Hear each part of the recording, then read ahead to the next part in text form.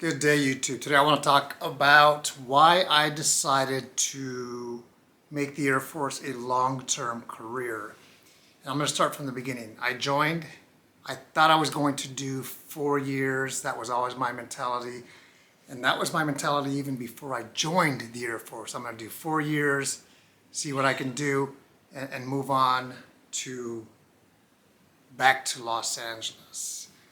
And that is the mentality that I would not want you or anyone else to have. You have to keep your eyes open, weigh your options, be mentored, talk to people, good people, and then make your decision. A long-term career in the Air Force or in the military isn't for everyone. I've heard that give or take, it's about 20% of individuals that join the military, or at least the Air Force, will make it to 20 years of active duty and get that pension and those benefits and retire. I made it to 14 years of active, just under 14 years, because in 2006, the Air Force had a reduction in force, so I had to leave active duty, and not realizing that the Air Force Reserve was an option for me. But let me go back in time. So I'm in the Air Force. I did a really good job. My job, I was enlisted. I was a firefighter. I enjoyed it, but I didn't love it. I like to interact with people. I like to socialize. I like to help people. That was something that was a better fit for me. So what I did is I did a good job. And when you are a first-term airman, whether you sign up for 4 years or 6 years, you're considered a first-term airman before you extend, before you re-enlist. And I did a good job, but there's a window of opportunity. So I signed up for 4 years, and that window came up at the 36-month time, where either I was going to extend, re-enlist, or apply to retrain. And I applied to retrain. My leadership supported me because my reputation was good. The only mistake that I made back in the day was that I told people I was going to do 4 years and get out. So that limited the opportunities that I had, because they said, why send Hugo for this training, for this deployment, for this temporary duty, TDY, because he's going to get out after 4 years. That was a mistake. So sometimes it's better to keep your mouth shut than share everything. So I was able to retrain. I made Staff Sergeant E5. I was on my way to a great career. And of course, I was able to finish school as well, so I took advantage of that. I was mentored. I had a good friend of mine. I was in Airman First Class, which was E3, is E3, and eventually E4. And my friend was a tech sergeant, and he said, Hugo, I understand you want to get out and go back to California. He was from California as well. He goes, but you're leaving the service. Are you leaving a better person with experience, with education, financially, big picture? And I said, no. He goes, so what are you going to go do now that you have a family? I said, I'll go back to where I used to work. He goes, so then why did you join the Air Force? Because you're going back the same. In fact, you're going back now with a family and a married man. So it made a lot of sense. He goes, why don't you re-enlist or retrain or do something, an extension for a year or two, get your degree, and then if you want to get out, you can go back to California. So that was wisdom right there. And that's like I said, be mentored by someone that you trust, someone that has good information, someone that has nothing to gain or lose. So why did I make the Air Force a long-term career? Because first of all, there's many reasons. I enjoyed it.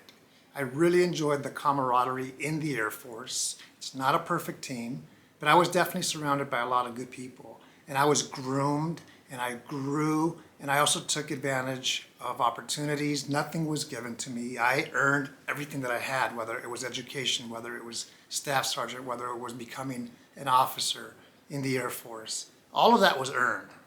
And I don't say that to show off or pat myself on the shoulder. I say that because if you're focused and you have a vision and a goal, if you're willing to do that work, the Air Force is a great team that will give you a lot of those opportunities and bring you in as well. But not everything that I applied for in the Air Force or wanted did I get. So I want to make that clear.